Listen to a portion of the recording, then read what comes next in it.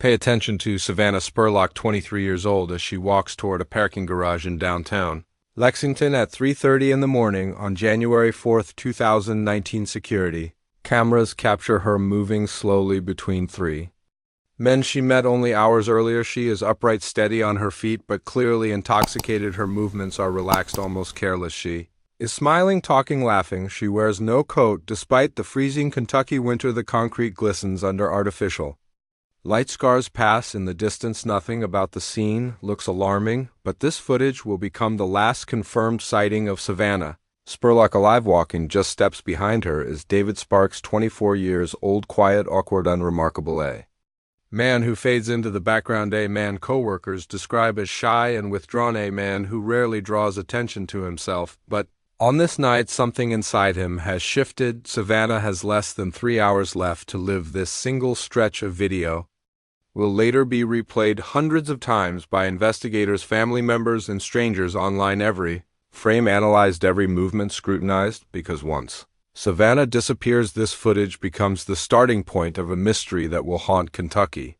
For 6 months, Savannah lived in Richmond, Kentucky, a small, close-knit town where everyone knew each other. Business at just 23, she was already a mother of 4. Few people knew that she had given birth to twins only 5 weeks earlier. The pregnancy had been unexpected, the delivery overwhelming, and shortly after giving birth, an incident at the hospital resulted in Savannah returning home without her newborns. Her twins went with their father. Savannah went back to her mother, Ellen, house separated from her babies, physically exhausted, emotionally unraveling. Postpartum confusion weighed heavily on her. Sleep deprivation, hormonal changes, isolation. She felt trapped inside her own life. Just 14 days after giving birth, Savannah was pulled over by police and charged with driving under the influence. A court date was set for Monday, January 7th. The walls felt like they were closing in. Legal trouble, family tension, the weight of motherhood. The pressure became unbearable. She needed air. She needed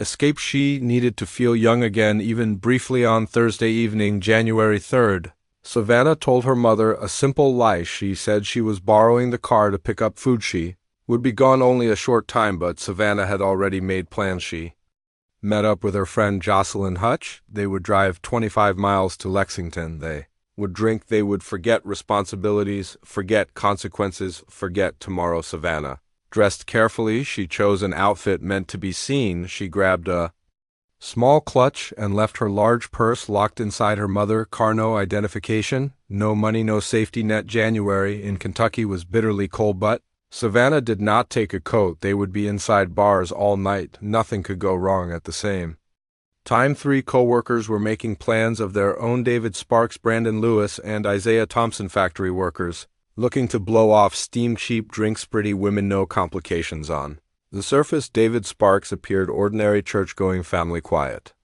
demeanor, nothing that raised alarms, but hidden away in his bedroom was a journal filled with darkness, thoughts he never shared. Day side of himself he kept buried. On this night, the paths of vulnerability and predation were about to cross, and once they did, there would be no turning back. Savannah and her friends arrived in downtown Lexington just after midnight. The city was alive with weekend energy. Music spilled from open doors. Lines formed outside popular bars. Laughter echoed through the streets. The plan was simple: one night out, no responsibilities, no explanations. They headed to the other bar, a crowded college favorite known for cheap drinks and loud music inside.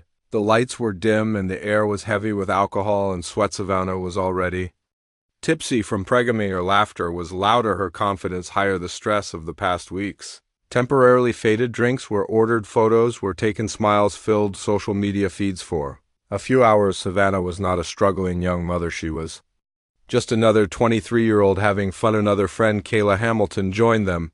Briefly, she stayed only a short time. Around 2 in the morning, she decided to head home. She said her goodbyes and left soon after.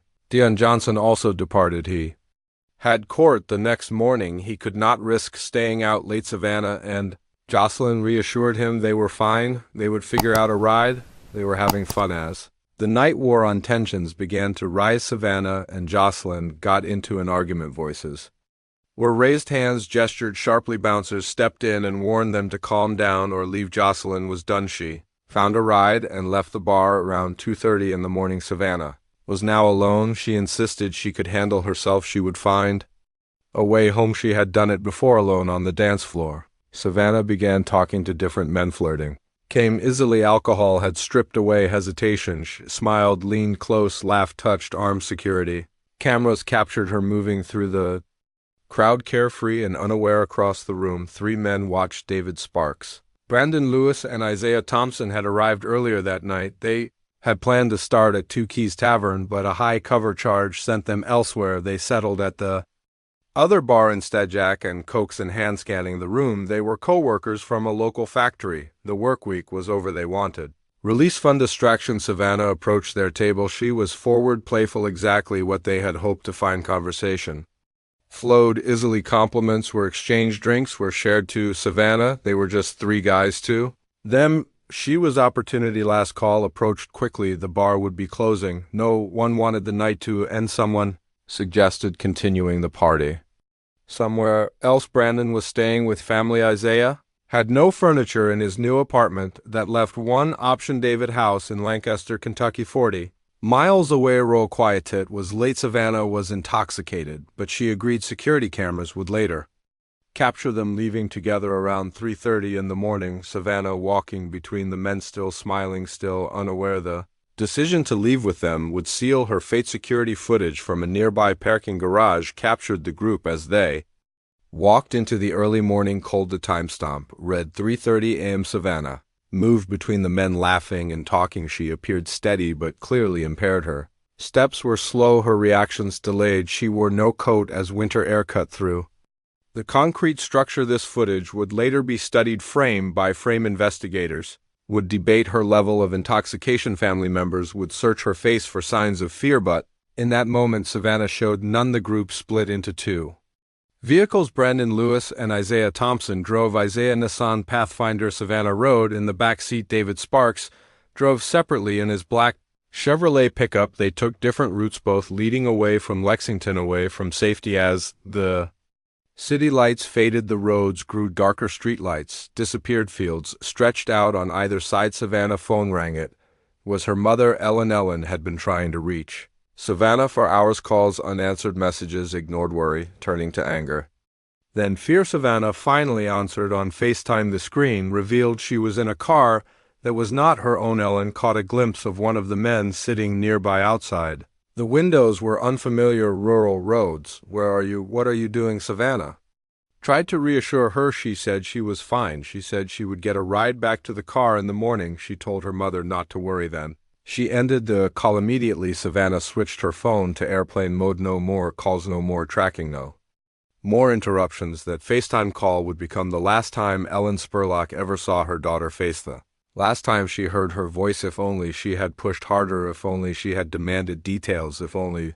The drive to Lancaster took nearly an hour. By the time they arrived, it was close to 4:30 in the morning. David rental house sat in a quiet rural neighborhood surrounded by farmland. No neighbors awake, no witnesses inside the house. The night continued. Music played. Lights were dim. David brought out a bottle of Crown Royal whiskey. Shots were poured. Savannah and David drank heavily, shot for shot. Brandon and Isaiah slowed down, knowing they still had to drive back. Savannah danced. She laughed. She leaned into David. The atmosphere felt casual, relaxed, harmless, but the dynamic began to shift. Later, Brandon would describe how each of the men took turns entering David's bedroom with Savannah kissing, touching, physical contact. According to Brandon, no one had intercourse with her at first. Savannah was willing, participating, enjoying the attention, but alcohol works quickly, and Savannah had been drinking all night. As dawn approached, her energy faded, her speech slurred, her movements slowed. She became drowsy.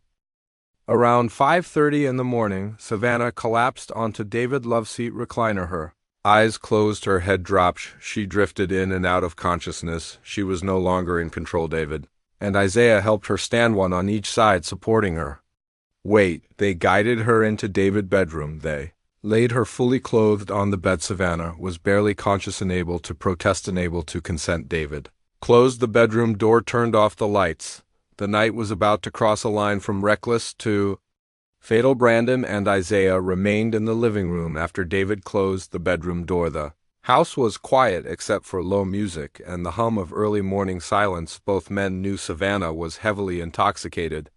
They had carried her moments earlier. They had felt her weight sag between them as they gathered their things. Isaiah hesitated. Something did not feel right. "Are you sure we should leave her here?" he asked Brandon quietly. Brandon paused but brushed it off. "Why?" he replied. Isaiah struggled to explain. He said David really wanted her to match. It made him uneasy. Brandon dismissed the concern. Savannah was passed out. The night was over. What David did next was not their responsibility. At around 6 in the morning, Brandon and Isaiah left the house. They drove back toward Lexington. Their vehicle, later confirmed by cell tower data, Savannah remained behind alone. David Sparks would later tell investigators that after they left, he fell asleep on the loveseat recliner. He claimed exhaustion took over. He said the alcohol knocked him out. According to David, Savannah woke him around 9:30 that morning. She asked for his address so she could arrange a ride. He gave it to her, then drifted back to sleep. He claimed that when he woke again around 11:30, Savannah was gone. The front door was unlocked. She had vanished, but this version of events would quickly collapse. A neighbor security camera told a very different story. Footage from that morning showed David Sparks moving back and forth between his house and his pickup truck. He carried large black trash bags. The bags appeared heavy, bulging. He made multiple trips. He loaded the bags into the bed of his truck. Then he drove away. When investigators later searched David's house, they found something unsettling. The interior was spotless. Too spotless. No dirty dishes, no clutter, everything neatly arranged. Officers noted that the lower half of the walls appeared freshly wiped, as if someone had scrubbed them in a hurry. The house had the sterile feel of a place that had been aggressively cleaned. Whatever had happened inside that house had been erased as best as possible back in Richmond. Ellen Spurlock. Panic grew by the hour. Savannah car had been left across from a friend's house, her large purse still locked inside, identification, money, personal belongings untouched. This was not like Savannah. By Saturday evening, Ellen contacted police. At first, she reported the car stolen, but once it was located, she canceled that report. Now she faced a far worse reality. Her daughter had been gone for more than 48 hours. No calls, no messages, no social media activity. Sunday passed with silence. On Monday, January 7th, Savannah missed her scheduled court appearance. Ellen knew then something was terribly wrong. Savannah would never willingly skip that court date. That evening, Ellen filed a missing persons report. Savannah's face spread across news broadcasts, across social media, across Kentucky. The search had begun, and the clock was already far too late. Once Savannah Spurlock was officially reported missing, law enforcement moved quickly. Case drew immediate attention due to the mysterious circumstances, and the security footage from downtown Lexington. Investigators focused on the last confirmed sighting at the parking garage. 3 men were seen leaving with Savannah, their faces unclear, their identities unknown. Tips poured in from the public. Within days, investigators identified the men as David Sparks, Brandon Lewis, and Isaiah Thompson. Each was brought in for questioning separately. Brandon Lewis spoke first. He detailed the night from the beginning: the drinking, the flirting, the ride to Lancaster. He admitted there was physical contact between Savannah and each of the men. He described how intoxicated she was, barely coherent, barely able to stand. Brandon told investigators Savannah was out cold when they placed her on David's bed. He described her as unconscious, like a dead stick. Cold. Investigators asked the critical question, "Was she alive when you left?" Brandon answered yes, he was certain she was alive, but he admitted something else. Isaiah had expressed concern about leaving Savannah alone with David. Brandon admitted David really wanted to have sex with her. He insisted he had no part in what happened next. Isaiah Thompson's account closely matched Brandon's version. He confirmed the timeline: the drinking, the physical contact, the moment Savannah lost consciousness. When asked if David could have hurt Savannah, Isaiah hesitated. He said he did not think so, but he could not be sure. Investigators pressed him, "Is it possible?" Isaiah responded that he could not accuse someone of something he did not witness. Cell phone records supported both men's stories. Their phones pinged off towers along the route back to Lexington in the early morning hours. Forensic testing of Isaiah Pathfinder revealed no evidence of violence. David Sparks was questioned multiple times. His story never changed. Savannah was alive. She woke him. She left on her own, but the physical evidence told a different story. Inside David House, investigators found blood spatter on bedroom walls and door frame. Swabs were collected, photos taken, samples sent to the crime lab. They also discovered multiple firearms, knives, and large quantities of condoms in a drawer beside the bed. Most disturbing was what they found hidden away. A notebook inside were journal entries written in David handwriting, entries filled with rage, emptiness, and violent fantasies.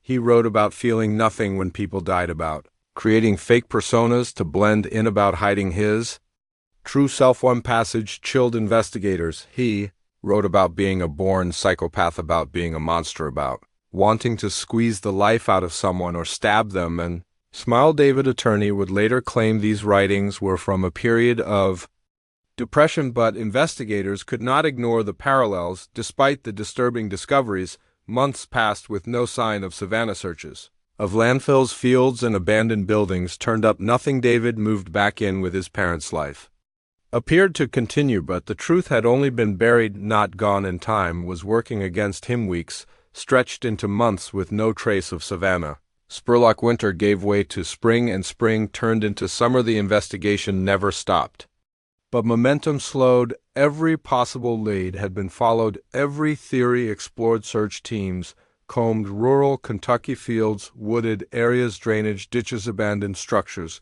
cadaver dogs searched landfills and nearby properties. Nothing. Investigators expanded their focus to David Sparks' parents' property located near his rental house. The land included a home, outbuildings, and a fenced strawberry patch. Search warrants were executed.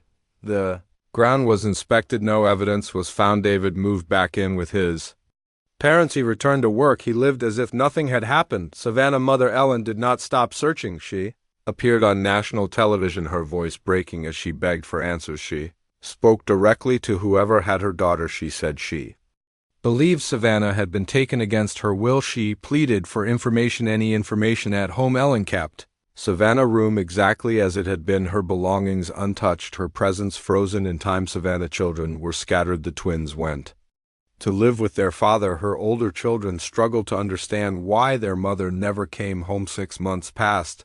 Then on a hot July afternoon, everything changed. Dallin Sparks, David's father, was mowing his lawn. The summer heat was heavy. As he passed near the fenced strawberry patch, he noticed a foul odor. Living on a farm, he was familiar with the smell of dead animals, predators, sometimes buried prey. He assumed that was the case. He grabbed a shovel and covered the area with fresh dirt, hoping the smell would fade. Did not. By the following week, the odor was overwhelming. Recent rain had washed away some soil. Allen noticed black plastic beneath the surface. His stomach dropped. Everyone in Lancaster knew about Savannah Spurlock. They knew David had been questioned. They knew police had searched the property. Allen called his wife Alta. Together, they walked to the strawberry patch. Allen carefully dug around the plastic. Black trash bags emerged. Flies swarmed. A small rug was visible.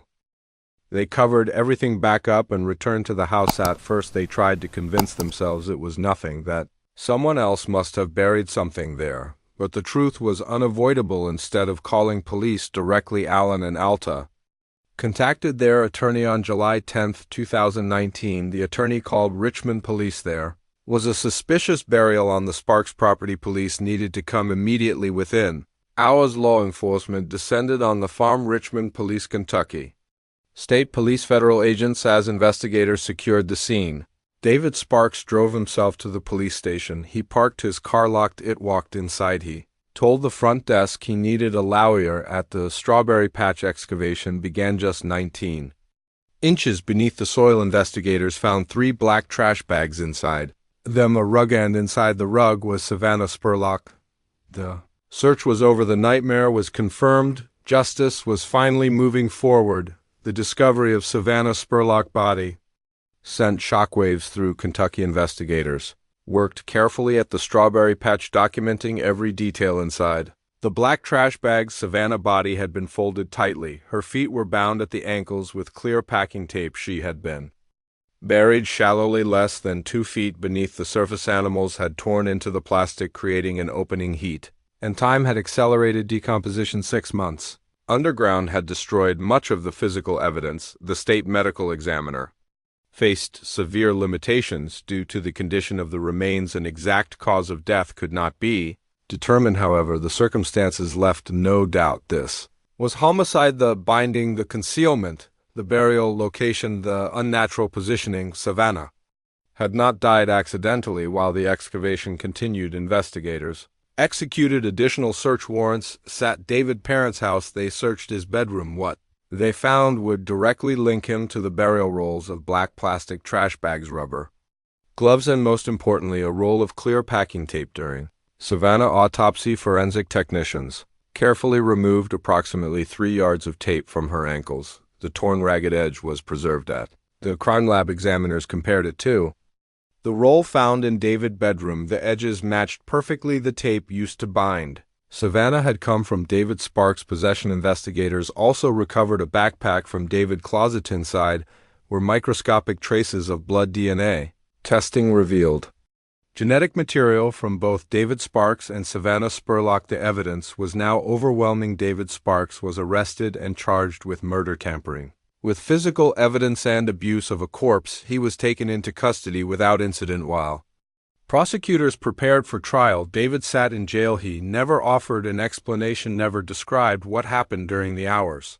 Savannah was alone with him. Faced with the evidence, David chose not to go to trial. Instead, he entered a guilty plea. He admitted to murdering Savannah Spurlock. He admitted to wrapping her body, transporting it, and burying it in his parents' strawberry patch. He did not explain why. He did not explain how the Commonwealth Attorney Office agreed to a plea deal: 50 years for murder, additional time for tampering with evidence, and abuse of a corpse. All sentences to run concurrently. Prosecutors explained their decision without a clear cause of death. They could not guarantee a life sentence or death penalty at trial. The plea ensured David would spend decades in prison. At sentencing, Savannah family sat in the courtroom. Ellen Spurlock faced the man who had stolen her daughter's life. She spoke of the unbearable pain of months spent searching, of learning Savannah had been buried just feet underground while police searched nearby. David Sparks showed no emotion. He offered no apology, no explanation. He simply accepted his sentence and was laid away in handcuffs. But